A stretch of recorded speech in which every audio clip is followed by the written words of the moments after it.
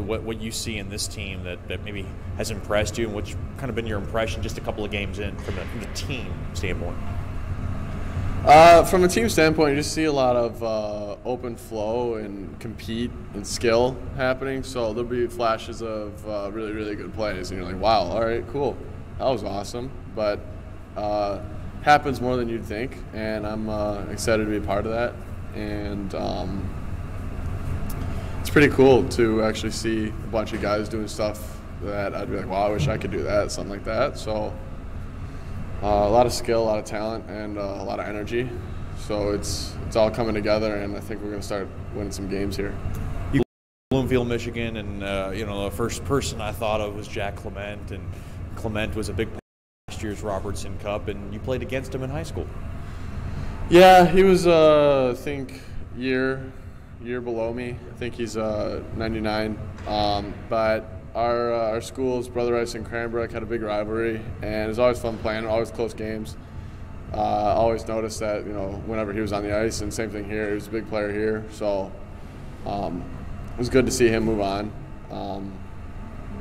But, it's good to see a Michigan boy doing so well. So, what's the culture like, in Cranbrook and in Michigan? Is it hockey? I mean, obviously you got Michigan football. That's obviously big, and basketball program's big, obviously at the university.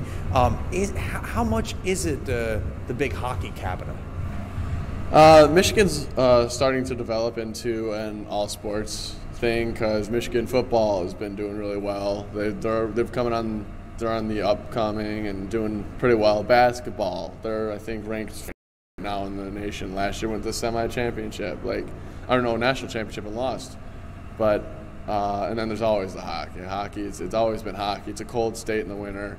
It's great. You got those ponds, the lakes, and all that stuff. So I'd say it's predominantly hockey, but all the other sports are coming there right with it. So it's a nice atmosphere to grow up in. Did you play with any current Mudbugs in years past? Did you have any kind of familiarization when you came in with anybody? I played with Dakota when he was on Corpus Christi, and I played with Grant Bondi growing up way back when. We played when we were like 10 together. We went different ways, and we actually connected this past few summers while we trained together.